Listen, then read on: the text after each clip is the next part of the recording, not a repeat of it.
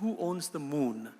Question mark. And it's an extraordinary attempt at trying to spark off a public debate on how we take for granted Antarctica is, being secure from exploitation for whatever the resources it has, and that's because of a treaty that's in place.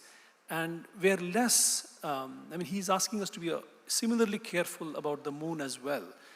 Can you just tell us a little bit about this book and its concerns, and why you think a public debate is necessary? Yes, it seems surprising to raise the question of who owns the moon.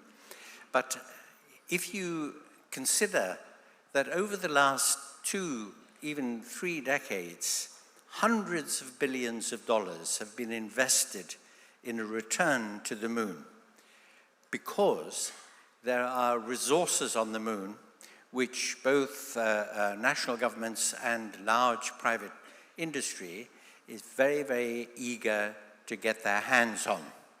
There's water ice, which is, of course, important for rocket fuel, for transportation between Earth and the moon, and on to Mars and exploration of space. But there's also helium-3 gas in the regolith on the moon, which will become very important for energy generation in the future. Helium-3 is in short supply here. Rare earths, although they're not rare on our planet, are much more accessible in quantity on the moon. And therefore, this massive investment is explained by the expectation of massive returns on that investment.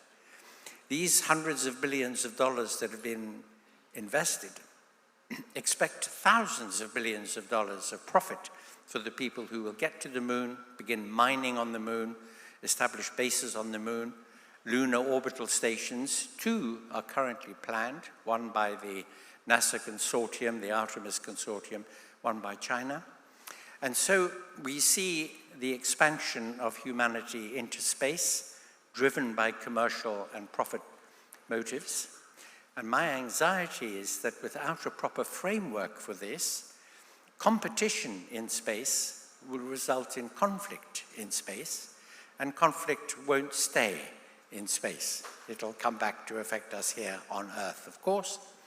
So the only international treaty currently managing how things will happen beyond the satellite zone is the 1967 United Nations Outer Space Treaty, which is very out of date and very weak in comparison to how we ought to arrange things. And my argument is that we should have a constitution for space. We should have a set of international agreements that will structure the way people behave when they start exploiting the moon, asteroids, and later on in the century, Mars, in the pursuit of profit. Because as we see from history, the pursuit of profit is always a source of problems in our world. It caused colonization, it's caused many wars. It is something which tends to override human rights and the justice to individuals. So in order to think ahead a little bit about what might happen out there in space, I thought the argument needed to be made now that we should think ahead.